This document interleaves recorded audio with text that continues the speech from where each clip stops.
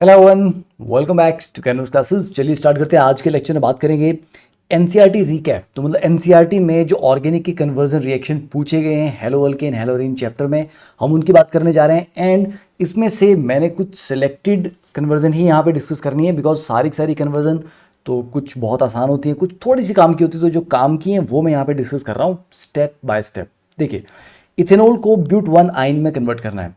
Ethanol में 2 carbon है, ब्यूट one ion में 4 कार्बन है। तो आपको पहले ये सोचना है यार 2 से 4 करने के लिए, चेन डबल करने के लिए क्या आपके दिमाग में आएगा क्या वुड्स रिएक्शन कर सकते हैं? नहीं, क्यों? हमें यहाँ पे आयन चाहिए, ट्रिपल बॉन्ड चाहिए।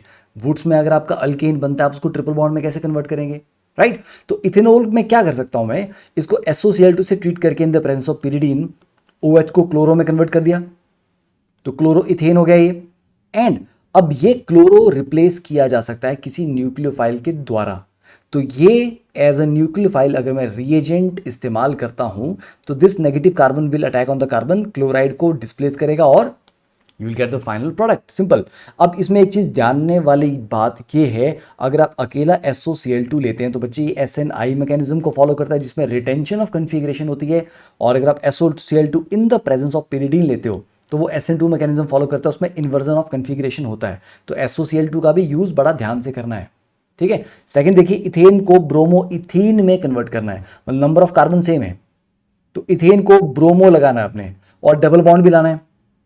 तो ब्रोमो कैसे लगा सकते हो आप? ब्रोमीन के साथ हीट करो, फ्री रेडिकल मैकेनिज्म से आपका ब्रोमिनेशन हो जाएगी तो ये इथाइल ब्रोमाइड बन जाएगा। अब अल्कोहलिक केवेज से अगर आप इसको ट्रीट करेंगे तो एलिमिनेशन होगी, -HBr निकलेगा और एक HBr निकलने के बाद आपका डबल बॉन्ड बन जाएगा इथीन। अब इथीन में आप चाहते हैं कि ब्रोमीन भी हो, ब्रोमो इथीन हो, तो अगर मैं इसमें ब्रोमीन ऐड करता हूं तो दोनों जगह ब्रोमीन ऐड हो जाएंगे, दोनों कार्बन पे एंटी एडिशन हो जाएगी ये, राइट। अब क्या करना है मुझे तो एक ही ब्रोमीन चाहिए था, डबल बॉन्ड भी चाहिए था, तो फिर से अल्कोहलिक KOH से ट्रीट करेंगे ताकि एक और HBr निकले और एक ब्रोमीन बच जाए और साथ में डबल बॉन्ड भी आ जाए। चलिए थर्ड देखते हैं, प्रोपीन को 1 नाइट्रो प्रोपेन में कन्वर्ट करना है। नंबर ऑफ कार्बन सेम है, प्रोपीन में डबल बॉन्ड है और मुझे चाहिए नाइट्रो। देखिए, नाइट्रो को डायरेक्टली इंट्रोड्यूस करने का तरीका नहीं है। हाँ, अगर आपके पास कोई हेलाइड हो तो उसको मैं NO2 नेगेटिव का अटैक करवा के रिप्लेस कर सकता हूं। तो मतलब मेरे को जहां पर नाइट्रो लगा है इसकी जगह पे मुझे इससे पहले कोई हेलाइड चाहिए था, मतलब 1 पे मुझे हेलोजन चाहिए। तो बच्चे यहां पे अगर मैं नॉर्मल HBr ऐड करता प्रोपीन पे तो वो ब्रोमो लगता मेरा यहाँ पे सेंटर वाले पे मार्कोनी ऑफ एडिशन के थ्रू, पर मुझे ब्रोमीन चाहिए यहाँ पे टर्मिनल वाले पे, तो मुझे एंटी मार्कोनी ऑफ एडिशन करनी पड़ेगी। दैट इज मीन मुझे पेरोक्साइड की प्रेजेंस में रिएक्शन करवाना है खराश इफेक्ट के थ्रू, ठीक है। एंड बाकी आगे का मैकेनिज्म आप समझ गए होंगे। Next is toluene to benzyl alcohol. देखिए, बेंजाइल ग्रुप क्या होता है? बेंजीन के आगे CH2, this group is called benzyl.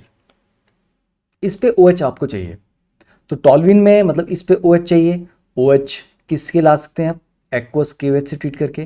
तो यहाँ पर अभी OH है, इससे पहले अगर यहाँ पे ब्रोमो होता तो आप एक्वस KOH के थ्रू ये रिएक्शन करवा सकते थे। उससे पहले मैं क्या कर सकते हो, आप टॉल्यूइन में इस पोजीशन पे N ब्रोमोसक्सिनिमाइड भी यूज कर सकते हो, या फिर आप ब्रोमीन के साथ हीट भी कर सकते हो, ठीक है। दोनों में आपका क्या हो जाएगा, बेंजाइलिक पोजीशन पे ब्रोमिनेशन हो जाएगी। Fifth question, propene to propyne, double का ट्रिपल बॉन्ड करना है।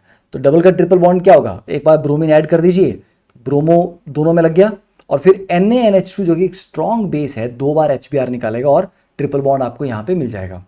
Next question number 6, ethanol two ethyl fluoride.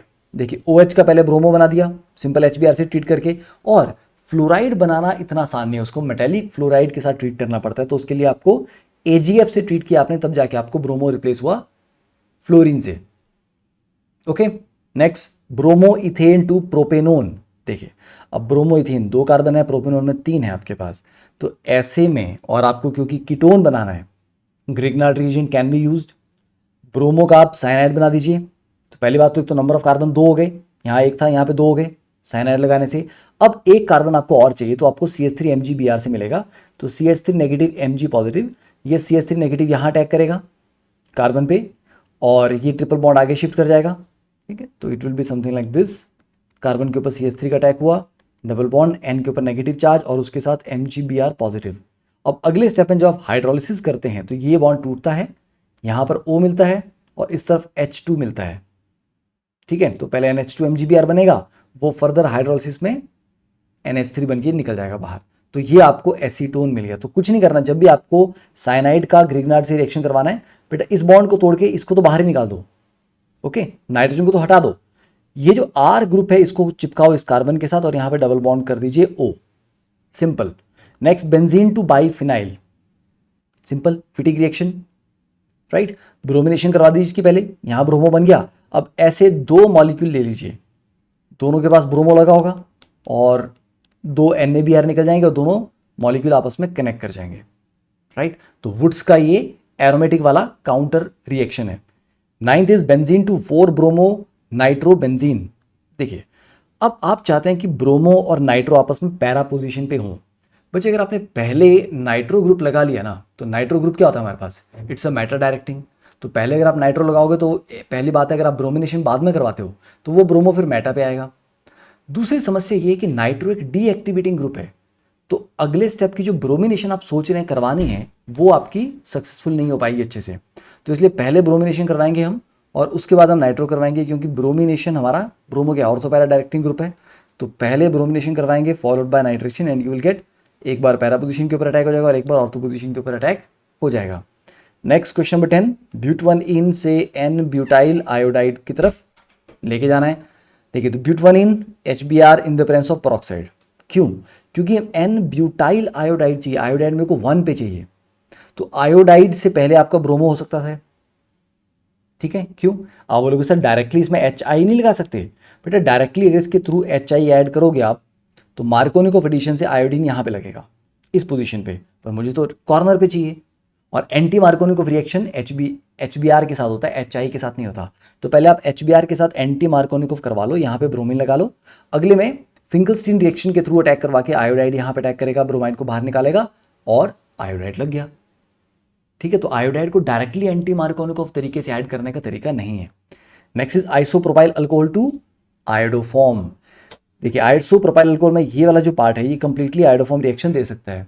तो इसको डायरेक्टली आप NaOH प्लस I2 से ट्रीट करेंगे तो CH3 बनेगा प्लस दिस। अब देखिए ये वाला जो कार्बन है, ठीक है, एक carbon CH3, this will be converted into CH3 iodoform और बाकी का जो पार्ट है that will be converted into corresponding sodium salt of carboxylic acid. तो ये आयोडोफॉर्म रिएक्शन है directly. Next and last one, aniline to phenyl isocyanide. देखो isocyanide में कन्वर्ट करने के लिए आप कार्बाइलामीन रिएक्शन यूज करते हो। तो एनिलीन को अगर आप CHCl3 in the presence of KOH treat करोगे तो डाइक्लोरोकार्बिन इंटरमीडिएट के थ्रू ये डायरेक्टली आइसोसाइनाइड बनाएगा, जो कि फाउल स्मेलिंग कंपाउंड है and this is known as carbylamine reaction. तो ये लेक्चर आपको कैसा लगा, do let me know in the comment section and I will also bring more organic conversion reaction of other organic chapters. ठीक है, चलिए, thank you.